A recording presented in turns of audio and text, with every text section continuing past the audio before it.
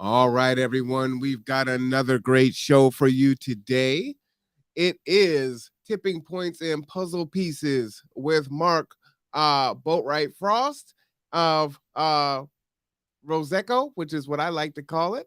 And then, of course, myself, president of Roseco, Marwan Cameron. Mark, how you doing today? I am awesome today. Oh, I love it. Why are you so awesome? Let's jump into that first. I have been working steadily at telling our story, and the funny thing is that while I founded the organization, I would do this every day. When I break down and tell the story, I feel so good about the work we do and where we're going and how right it is that it makes me feel great. I gotta give you that. That's important.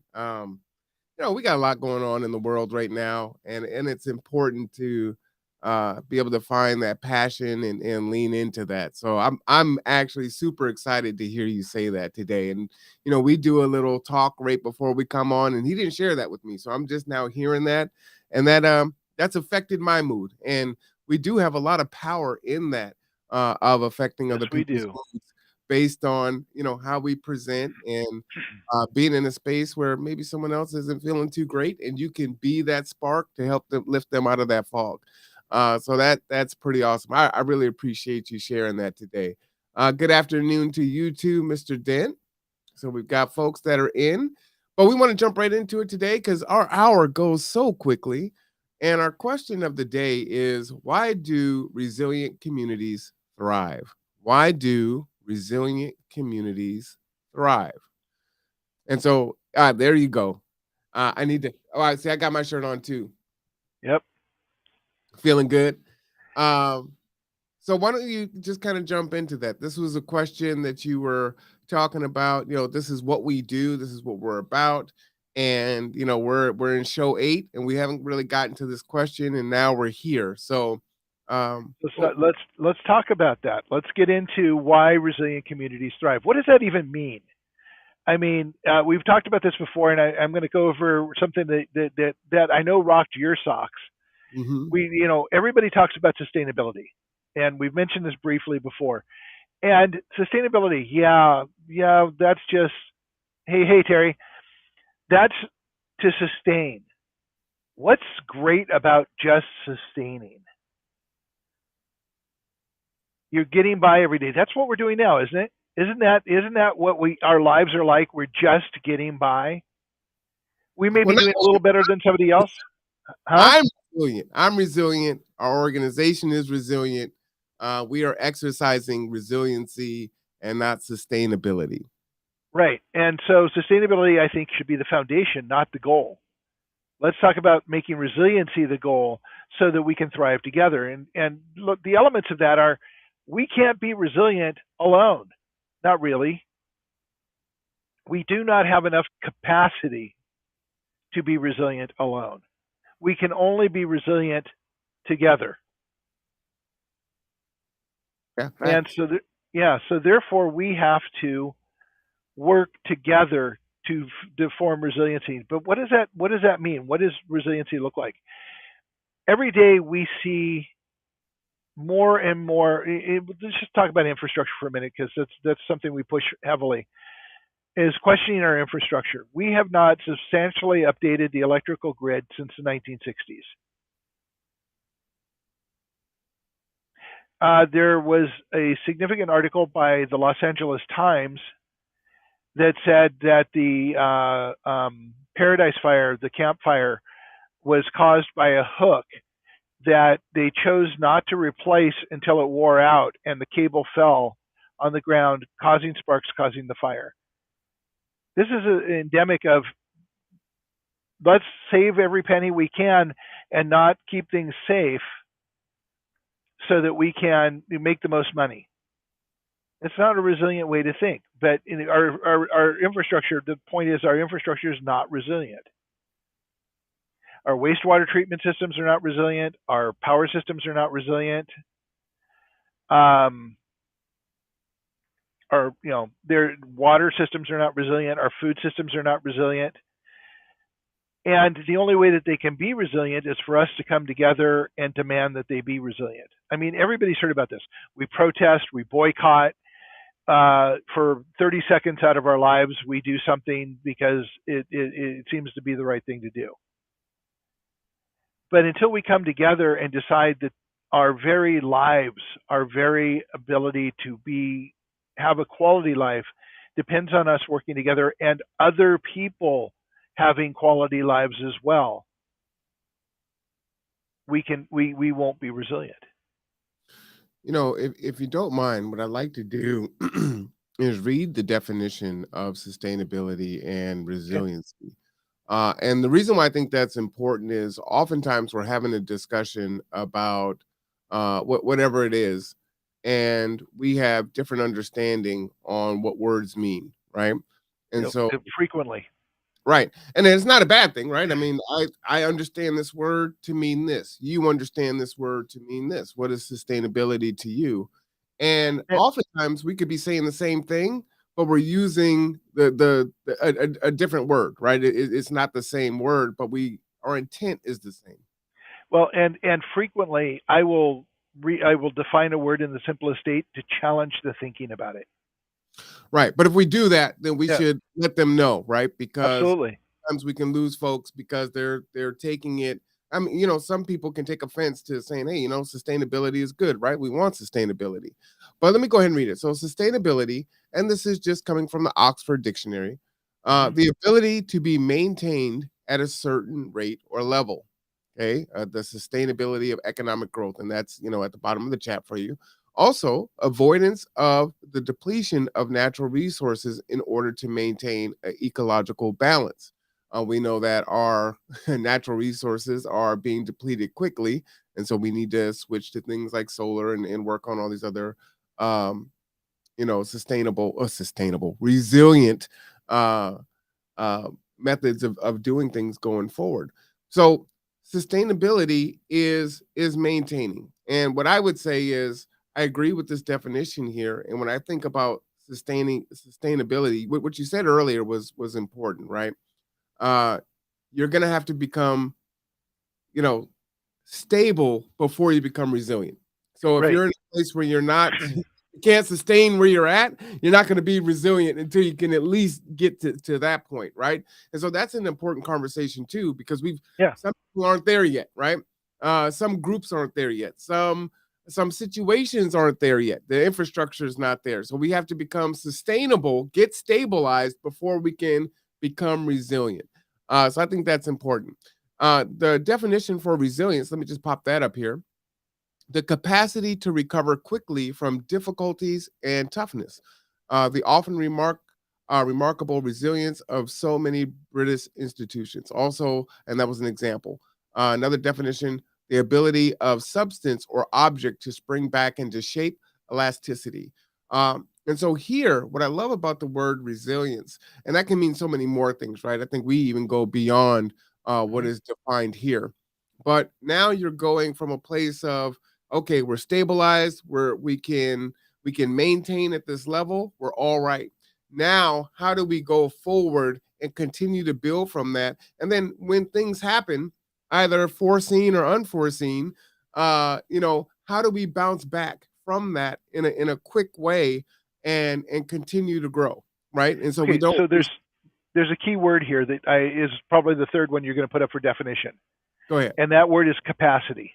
Okay. Just get that in there really quick here. Yeah. The difference between sustainability and resilience is building capacity. And now the definition for capacity, the maximum amount that something can contain, right? Or the amount that something can produce. And so those are the Oxford Dictionary Mhm. definitions for capacity. So go ahead, expound upon on that. Okay, so at a level of sustainability, we may be getting by, but we don't have the capacity to recover from a disaster. Mm, mhm, Okay, let's go back to the infrastructure. Right now, anything happens to our infrastructure, it could be down for a very long time, and that would incapacitate us on Kitsap County, almost 270,000 people. that would incapacitate us tremendously. If we lost power, we lose power frequently for a couple days. Okay, and I don't mean to pick on the power company, but if we lost power here for a week, how would that impact us? Make things pretty hard. We'd have a A lot of, month? yeah, I mean, most of the places I've lived until recently are electric heat. If we're in the middle of winter, like we're experiencing a cold snap right now, we had pea-sized hail hit our house on Sunday. We had frozen grass yesterday and hail yesterday morning. We had frozen grass this morning. If I was depending on electric heat and we lost our power, it would definitely be a three-dog night here, and we would be wearing layers. If it lasted for a week, we'd be in serious trouble, right. not to mention the food capacity. So our ability to live and thrive depends on our capacity. We do not have capacity to even be sustainable with our infrastructure the way it is. Do you think we can be sustainable with our culture the way it is? With racism, ageism, the inequality, the risk of millions and millions of people being one paycheck away from being homeless? That's Yep. not sustainable. That's certainly not resilient. So we need to come together and change the ground rules that make the situation as it is the way it is. The reason that I say we need to focus on resilience as opposed to sustainability, or we, not even just I, but we say that, is because sustainability being the goal, people seem to think that that's the end goal. And for people to actually engage, it needs to be more than that. They need to know that there's something beyond just sustaining. Though for a lot of people, I'm sure just sustaining it would be a wonderful thing right now. But to get beyond sustainability to something where we have the ability to recover from, where we have some level of security. Mm-hmm. It's interesting, and I don't want to lose the focus here, but what you put in my mind as you were speaking there was how there's so many things to work on simultaneously. So we have people that are sustaining, right? And Mhm. that's a good place to be if you don't have that level of, okay, I can survive here. I'm all right.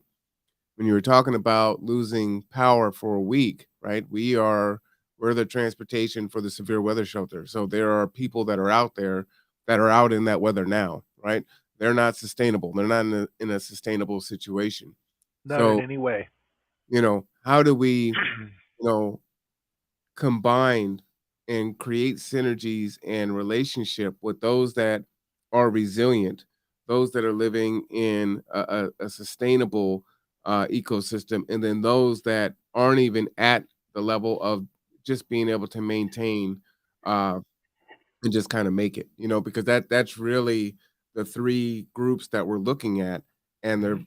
so very separated. So how do we pull that together? I don't have an answer to that except that to start in the middle, to start with neighborhoods, get people talking to each other, and teach them that we do not go. We personally cannot succeed unless other people around us are succeeding, and show them that that is not just a saying; it is reality. Mm, We all have to. I mean, Kennedy said, a rising tide lifts all boats. Well, our tide is not rising and we need to rise it, but we can only do that together. The way to change everything is to change it together. Again, you've heard me say this almost every podcast.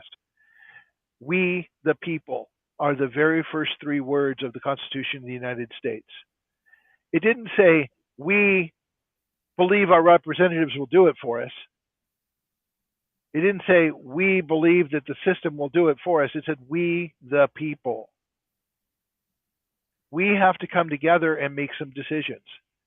And until we do, we will continue to be in this unsustainable world. Now, I'm in the process of writing an article, and I'm just going to roughly quote the pieces because I don't have it up in front of me.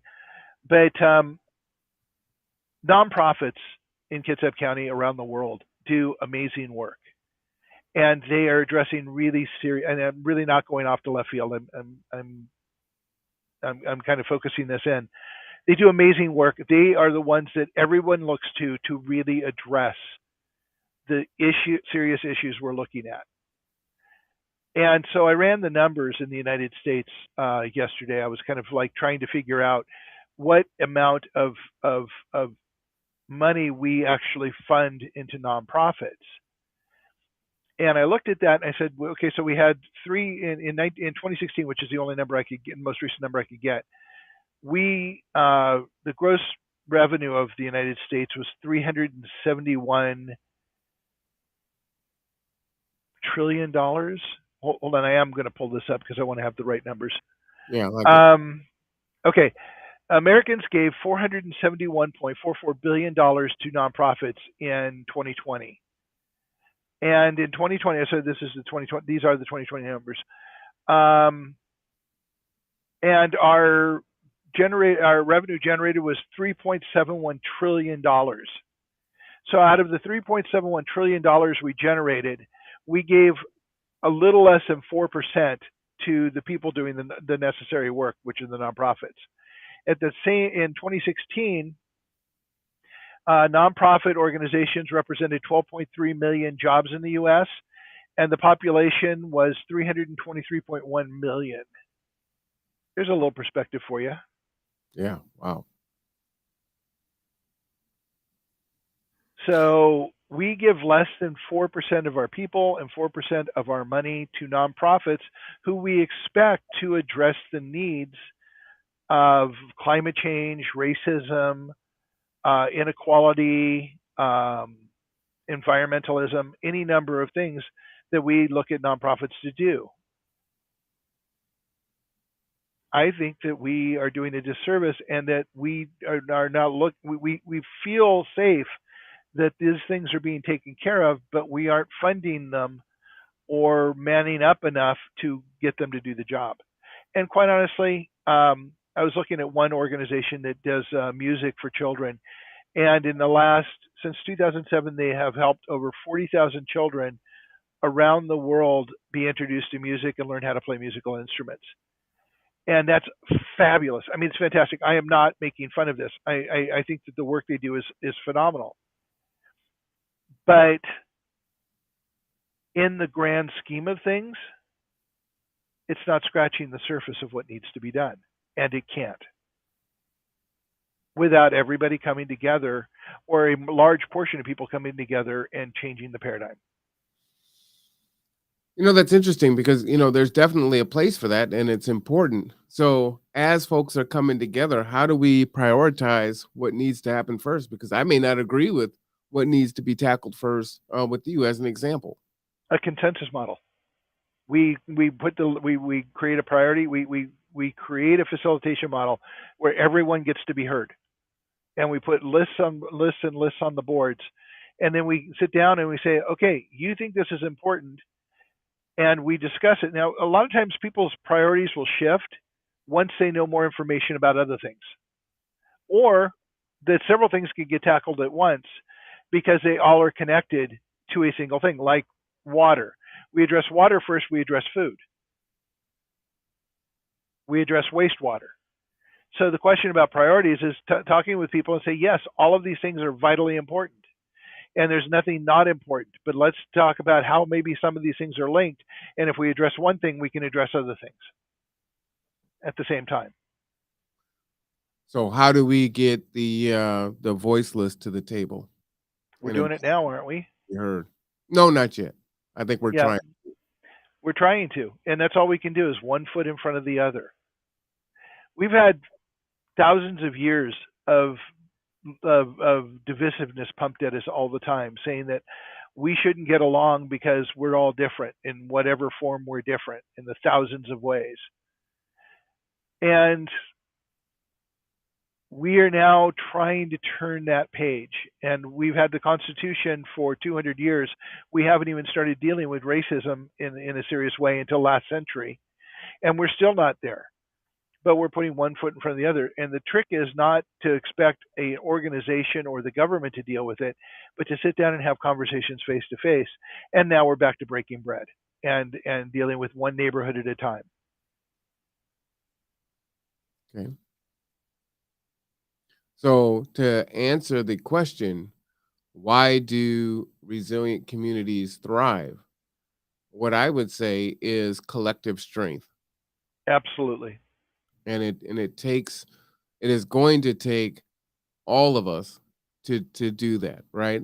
Um it's easy to say, some people shouldn't have a voice for a variety of reasons, right? They weren't working, or they didn't seem to care about that, or they've done this, that, and the other, whatever the reasons, right? There's a myriad of reasons on why we could say this person shouldn't have a voice. But if we are going to have a true democracy, then everyone would need to have a voice, to make that decision, right? Exactly. And everyone has to have an ear to listen to the voice and make the notes and discuss the priorities. And people have to listen to the reasons. They have to listen to the information so they can maybe readjust their priorities or decide on the right priorities. It can't just be a list. It has to be a list with information behind it. Yeah, yeah, absolutely. So, again, so what is yours? Well, how would you answer that? Collective power is one way, but collective voice, which is we talked about, but it's the collective voice. It's getting people together to realize what is important and deciding to do something about it. Um, and finding commonality is the most important thing. I have literally had thousands of conversations with people all over the world. And rarely, if ever, have we discussed borders, wars, politics. You know what's important to them? Hmm. Food on the table, roof over their head, loved ones around them, basic human security. And I'm talking South Africa, Estonia, Korea, everywhere. And everybody wants the same thing. So, how different are we if everybody wants the same things? Well, I don't think we're very different at all in some respects, but at the same time, there are many folks that have, those basic needs met. So once you go beyond that, right? If you've already satisfied that, and I'm thinking about Maslow's hierarchy of need, right? Mm-hmm. You have that basic need of food and shelter and safety, but then your purpose and self-actualization at the top of that. You're moving across that spectrum. And so for me, I actually don't look at it as a vertical. I actually look at it more as almost like a circle. All these things can happen at the same time.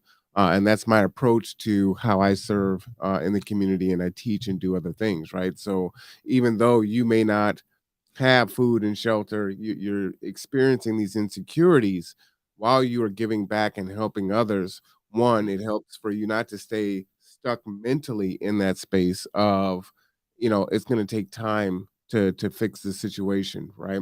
And so while you're trying to fix it, you can work on other things. And what I have found over the years is there's one thing to have someone come in and receive a good or a service. It's another thing for that person who is in need of that good and service to also be able to be a provider. It Yep. it empowers and strengthens them in a way that is hard to describe. But when those folks are in that position and they are empowered to give back and to help others while they are trying to gain their sustainability and become resilient, right? And moving across that spectrum, the gains are, one, they gain the gains faster. The gains are more solid. You don't see a lot of, back and forth of, 2 steps forward, 4 steps back, and you're just kind of doing this dance and you're not really making any progress.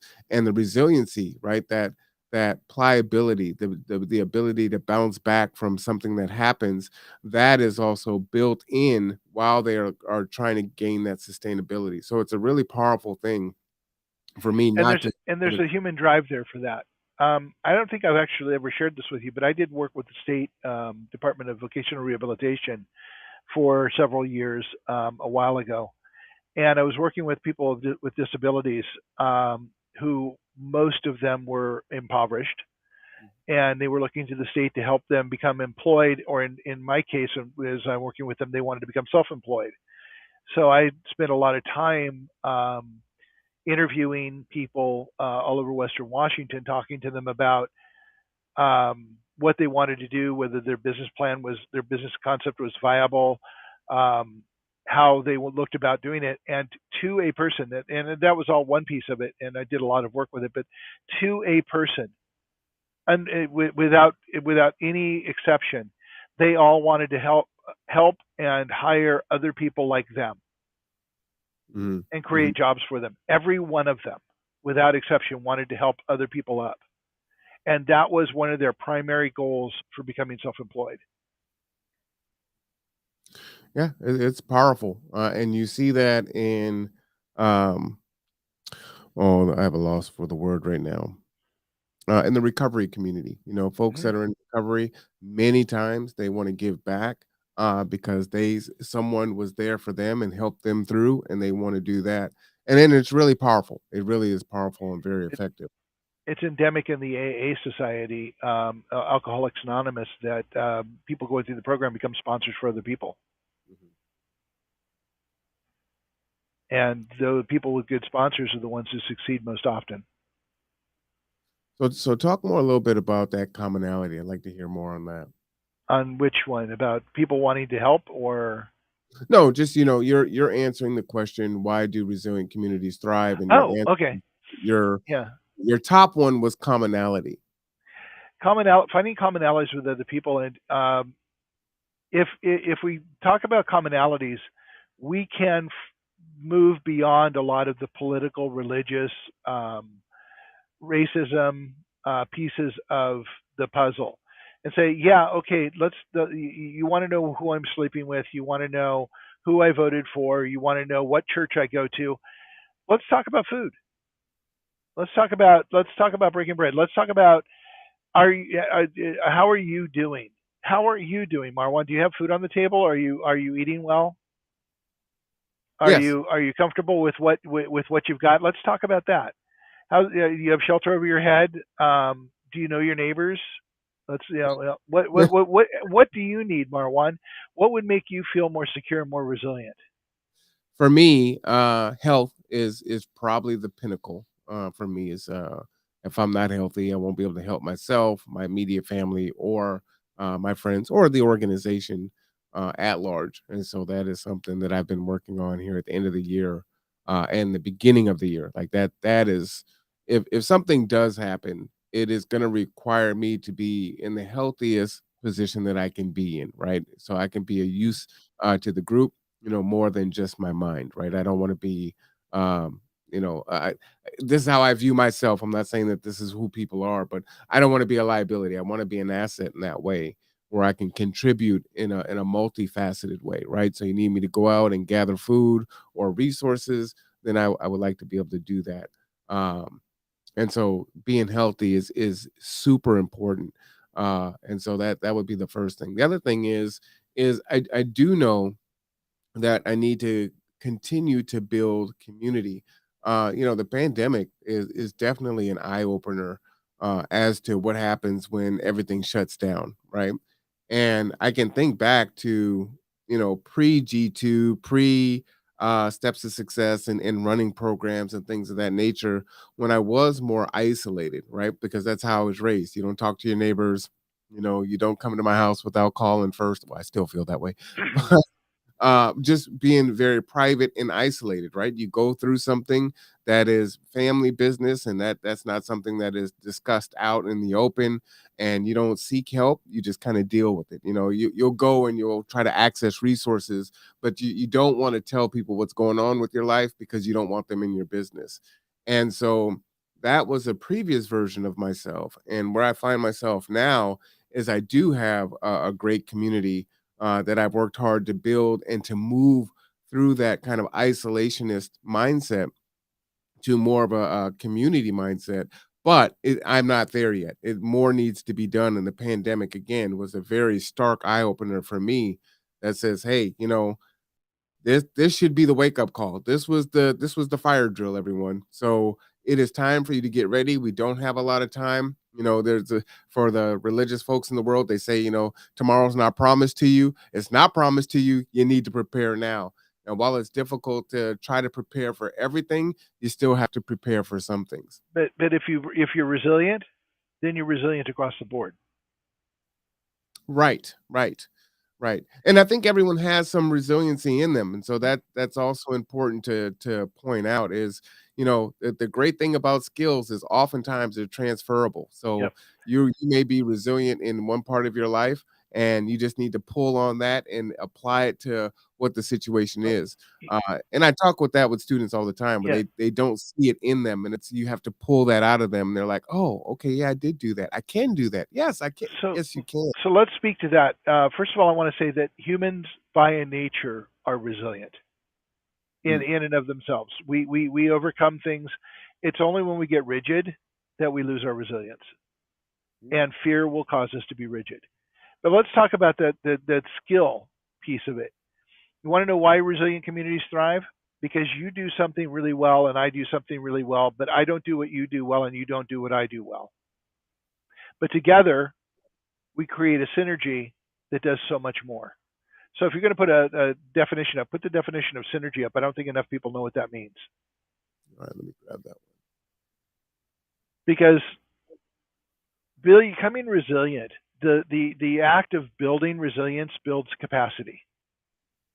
The act of talking to other people and having their skills and viewpoints come to the table builds resilience because it gives you something else, a piece of the puzzle. And again, going back to our jigsaw puzzle analogy, it gives you another piece to the puzzle that you didn't have. one. So Absolutely. synergy is becoming greater than the sum of the parts. Marwan does what Marwan does. I do what I do. Together, we do way more than either of us could. Yeah. That's synergy.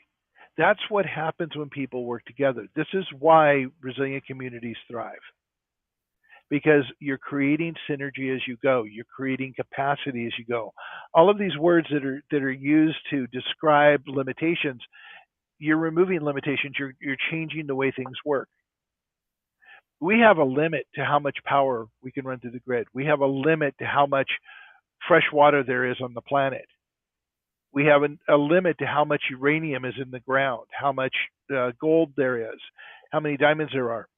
Let's see, the population is 7.9 billion people right now on our planet. It has tripled 3 times in my lifetime, or doubled Mm, doubled 3 times in my lifetime. How really? many? How many? Yeah, doubled Wow. 3 times. Now the UN says it's slowing down and that people aren't reproducing as much now, but it's not stopping. And there is a limit to the carrying capacity of our planet. And people can go now all up in arms about, oh my God, did he say that? I said, yeah, I said that because we live on one planet with fixed resources and we don't reuse the resources. It doesn't take a genius to figure out that the math doesn't work for that. You can't keep growing the base and expect the resources to be there. We're already seeing the collapse of that at our grocery stores. And we're going to see a lot more of it in the future. Right. Becoming resilient builds capacity. And in that building of capacity, and if nothing else, building relationship and sharing the skills and sharing the workload will make you thrive. But also, let me just plant this little seed, which I think is kind of appropriate. We have a food for all program that we're working to get off the ground. If we get that off the ground, we could create, well, when we get this off the ground, we could create up to 1,000 new jobs in Kitsap County. Mm, That's thriving. right. Jobs that are not shipyard jobs, that are not casino jobs, that are not hospital jobs, which are the biggest employers in Kitsap County. Yeah, I like it. and we create food security at the same time. Now that's synergy. What do we have to do to get to working in that direction? We need to get people talking, especially people who are interested in farming, people who are interested in running a co-op, and I have to follow up very shortly to talk to the board of the Kitsap Food Co-op because I think that they should be involved deeply in this project and possibly even form the tip of the cooperative that we'd like to see happen with it. We need to talk to the tribes to get their interest in it and gauge their interest and have start the discussions with them. We've been following up on grants that could make it happen, but we need a few of the base foundation pieces in place first.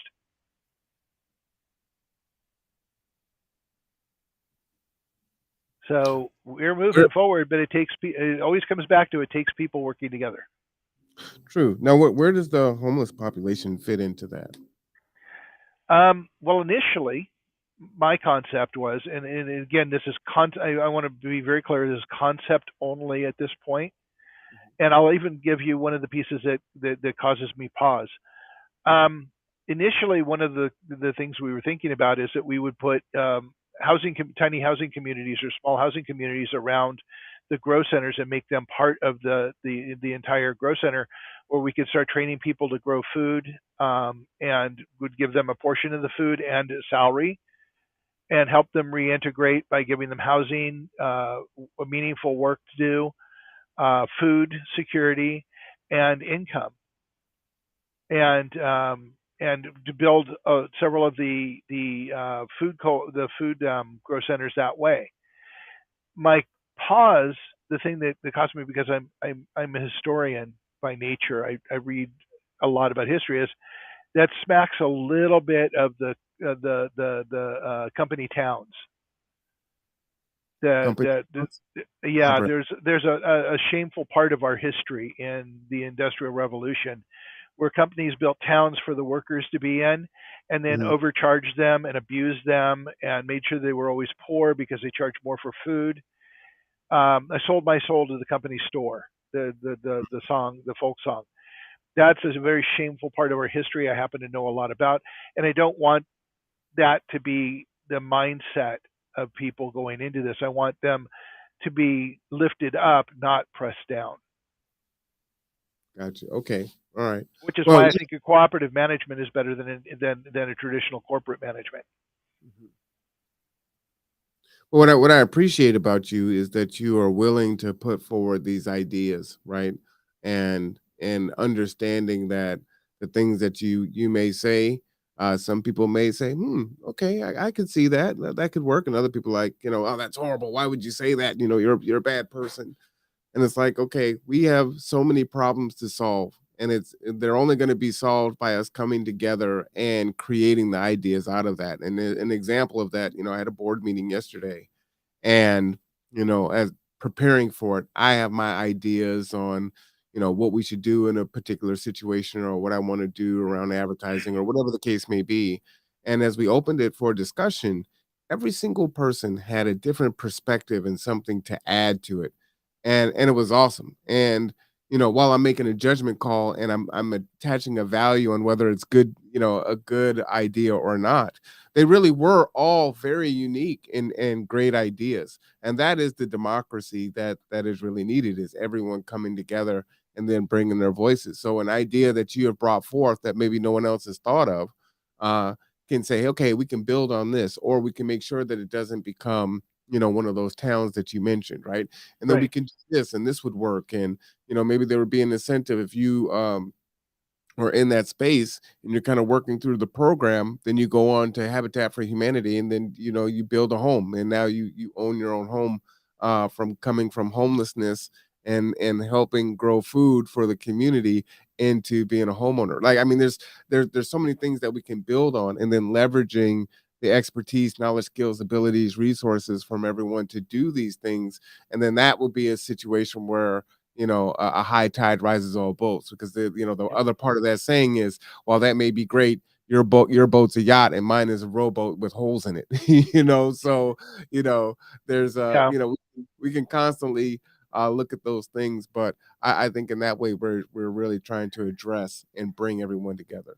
And the core of it though is that as we implement these ideas and we get other people's ideas on the table, you and I have no idea what the future will hold. When we go back to the jigsaw puzzle analogy that we use so frequently, resilient ecosystems has been busily trying to put the frame together, the edge of the pieces, the puzzle together.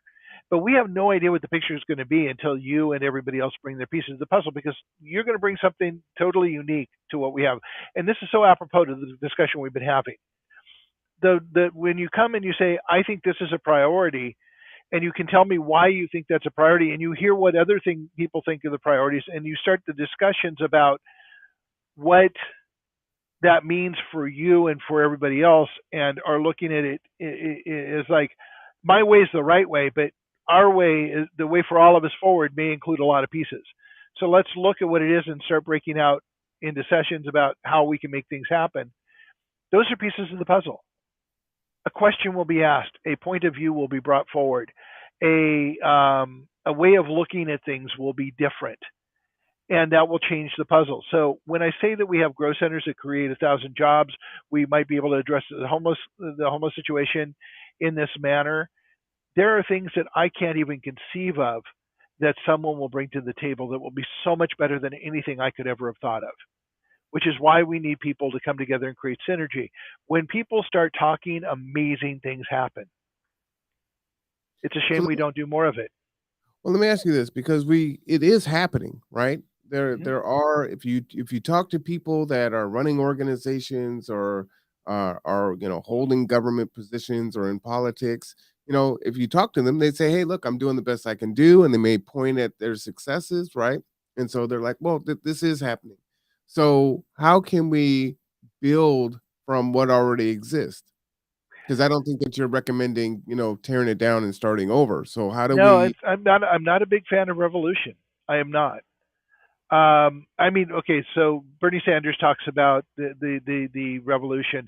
I prefer to think of it as an evolutionary process. Revolution tends to be a revolving cycle. We trash the old system, we put in new leaders, and somehow we end up right back where we started. Might be 20 years, might be 100 years, but we get right back to where we started. The same inequality happens again and again and again. So we have to have an evolutionary process. We have to change the way we think. We have to shift our paradigm. And when we build, we need to build with that in mind. So that's one piece. The other piece is tipping points that we haven't really touched on, is that you don't need 100% of the people. You only need somewhere between 16 and 20%. When those people have decided that this is the way to go and that this is how it needs to happen, everything will change.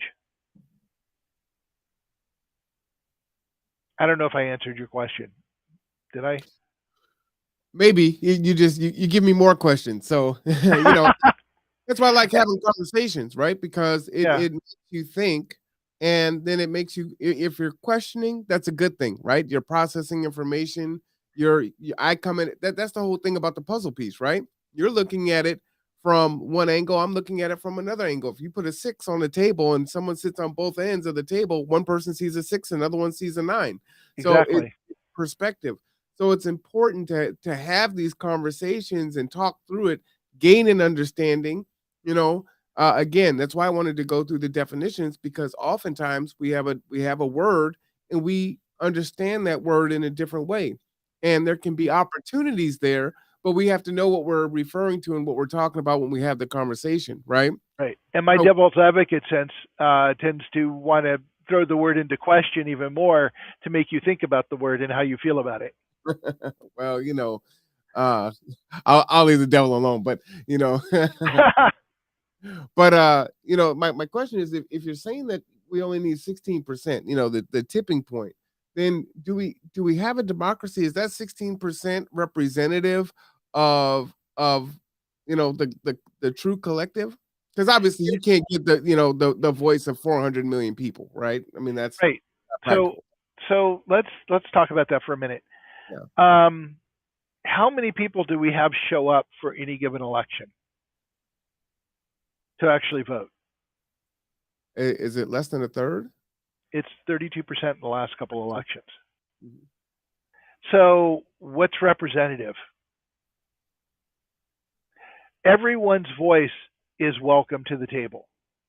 I don't care if you register to vote or not. If you want to come to the voice and bring your piece of the puzzle, bring your piece of the puzzle. Reality is only 20% of the people will bring their piece of the puzzle. Not what I want. I'd love it if everybody showed up and sat down and had the conversations, but that's not how things work. So then my question is there a way to bring that 20% to be representative of everyone? I don't know. I wish I did. I think that they will be somewhat representative of everyone, and that 20% decision of moving forward isn't going to cut out everybody else's voice. When other people bring their voices to the table, we want to hear it too. The building, the design, the growth, the evolution doesn't stop at 20%. That's the starting point. Mhm. We want everyone's voice represented at some point, but people have got to show up. And 20% of the people probably will show up, and 80% of the people probably won't. But then doesn't that lead us down the same path that we're already in, right? There's that's Could kind of where we're at now, right? You have folks it that could that lobby and push money, right? And so they get what they want. You have other folks that come together and they vote what their interests are. And they get what they want. Then you have other folks that are disenfranchised. And so they don't get what they want, right? well, as I say, it's an evolutionary process. We want to evolve the other 80% into becoming involved. Right, And but we're using 2 different numbers here, right? So right, I'm not speaking of the entire population. I'm just saying within the population, 100% representation of the 16% that you're trying to amass is what right. I'm s I would so love to have that. I mean, the inclusion, and actually, our next podcast is going to be talking about inclusion, isn't it? I Inclusiveness. I guess it is. Yeah. So we're going to be talking about inclusiveness, and I think that's a perfect. This is a perfect segue into that. The next conversation is how do we get representation within that 60%, 16% of the 100%? Well, Because good. homeless people have to be represented. They have to be. How that happens, I've got no bloody idea. I'm hoping that somebody else, maybe Martisa, maybe you, maybe somebody else in our circle of people that we are working with, will have a better idea than I do. I Well, had I think somebody challenge me. I had somebody challenge me this morning saying, "Well, what makes you the expert?" And I said, "Did you ever hear me say I was an expert?" By the way, my father's definition of an expert is a discontinued drip under pressure. okay. An expert. Um, I'm not. I don't. I know some. I have some ideas. I know some pieces of the puzzle, but I have no idea. I'm waiting for other people to come to the table and add their pieces of the puzzle. And I open my arms wide and welcome you, please.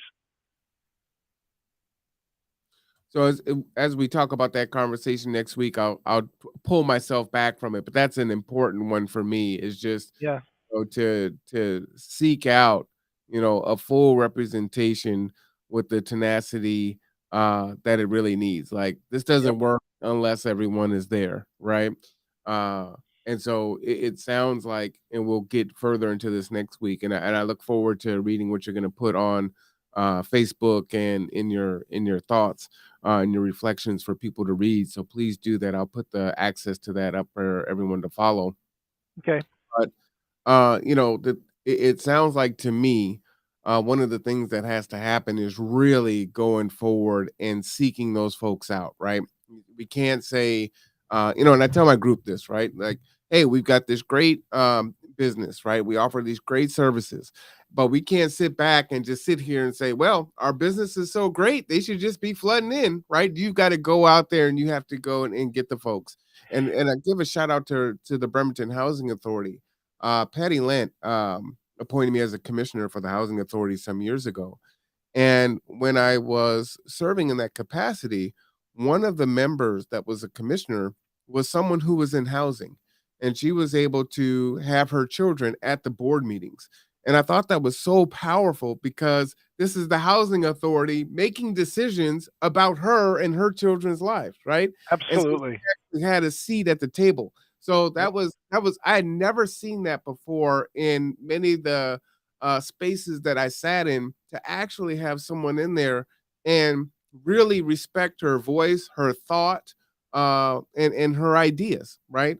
And so that was really powerful. And so when I think about what that what the scaffolding would be, what the bones of that would be going forward, it would look something like that, where they really are pulling in someone who is experiencing housing insecurity, that needs these services. But then, you had business owners in the community and other leaders that all kind of sat in there, and made this group up. So I think that's Yep. what it looks like. And so my question always is, how do we ensure that those voices really truly are included and heard? So I want you to put your thoughts together as well, and I don't want you to pull back. I want you to bring yourself forward into this one because I think you're going to be the leading voice on this to a great degree. I know what I want. I want us to find a way to make this happen, and I think that you're going to be a big part of that. Also want to give a shout out really quickly to Patty Lent. She is a great lady. I'll So just support her hit your shout out button. for Good friend of mine, great lady, and had a lot of foresight, and her heart always took her in the right direction. So, um, yeah, I want a solution that is inclusive. I want the 16 to 20% to be representative of the greater body. I don't know how to do it, but I'm hoping somebody comes out of it. So let's have the conversation next week. Why don't you put out an invitation to maybe Christina Rourke and Martitha to come on as well and bring their thoughts to the table about how we can make it more representative. I'll send out like a blanket invitation to see who would like to join us. Yeah, because I would sincerely like to hear thoughts from a greater community. Well, and I do like the fact that, you can admit that you don't have all the answers, but you're seeking it. And the thing is that we can't not do anything. We've got to do something. And it's like, look, I'm trying. I'm trying here. So let's create this Yeah, space, have the conversation, talk about what the issues are, find out what my issues are, find out what your issues are, see if we have solutions. Oftentimes, someone that's outside of it can see the solution for someone else because we're emotionally yep. vested into it, right? We're too far in the forest to see the trees, things of that nature. Like, oh, I never thought about it like that. Or, oh man, that would be a better way to do that. Or, that's different. Well, let's try that. We've tried all these other things. Let's try this thing too. Or let's try Yeah. this person, you know. And Um, going back to the Alcoholics Anonymous quote, mhm. insanity is doing the same thing over and over again and expecting a different outcome. And we do a lot of that. And it's time to maybe sit back and look at a different way of doing things. And another one that I would give a shout out to is a Kuye. We met last year, right around the summertime, and this year I am covering Black History Month over at the Bainbridge Island Museum of Art, right? And that wasn't anywhere in my horizon or vision to do that, and that has helped to create relationship and community in a way that wasn't, the purpose of the conduit is to create a voice, a two-way space for people to communicate and grow and do those things. And so it's working, better than I intended in that regard. And so I'm very open to, exposing myself and making myself available I for know, those. careful with that exposing yourself. That's dangerous. It's also illegal. Hey, it's 2022. I can do whatever I want.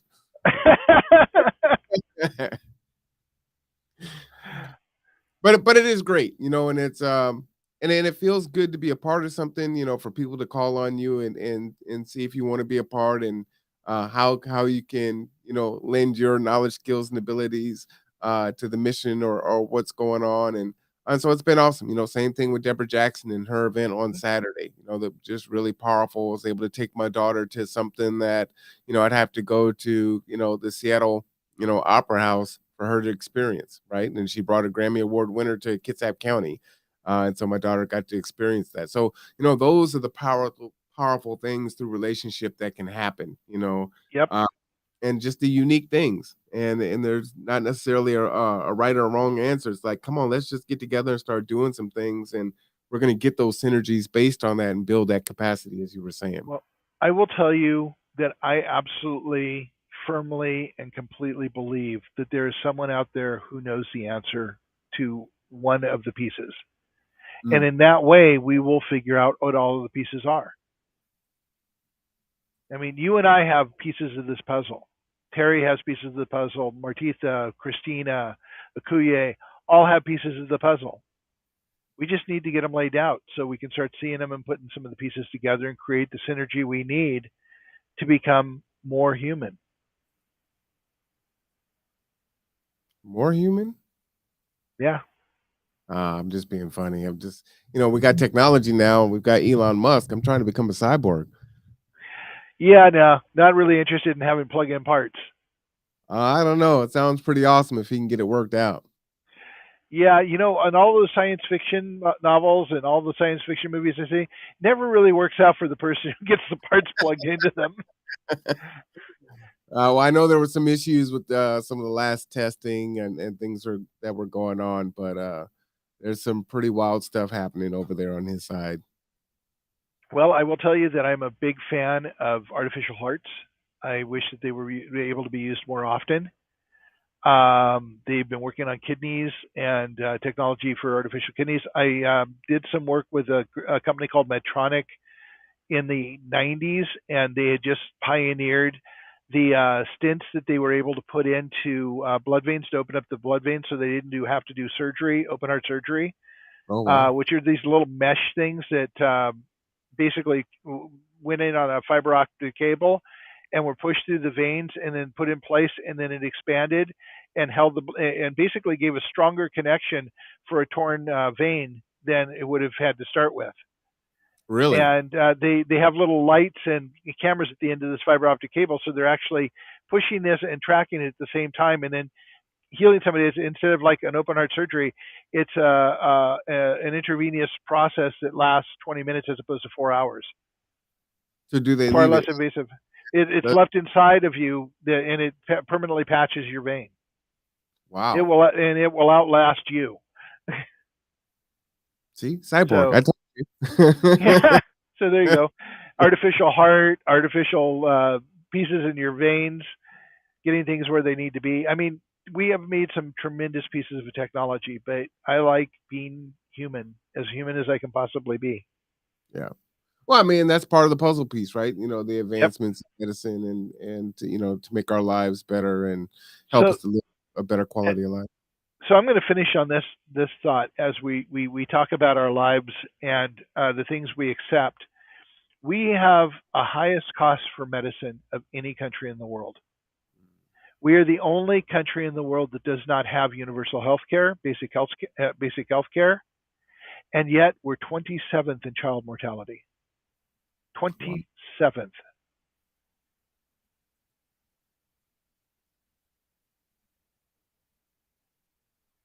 That's just more expensive and 27th in child mortality. That's not resilient. That's going the wrong direction. Wow. Well, that's a sobering thing to end the show on as we are Yeah. ending the top of the hour. Again, you can follow Roseco at www.roseco.org. If you want to reach out to Mark at roseco.org. The Facebook page is https www.facebook.com/Roseco projects. Is there anything that you wanted me to add there? Um, right now, Facebook is giving us a minor amount of hell about our Kids Up Resiliency Project page. It's up about half the time. They have technical issues, whatever that means. Hmm. It's been going on for about 2 weeks. I'm hoping they figure out what their technical issues are and resolve it. I don't know what the deal is. I don't have anything that's Facebook violation on there, so I don't know what the deal is. I can get to other pages, but I can't seem to get to my own. So if you're interested in what we're doing, look for Resiliency Rocks on Facebook. It's the group, and most of the interesting stuff happens there anyhow. Got you. All right.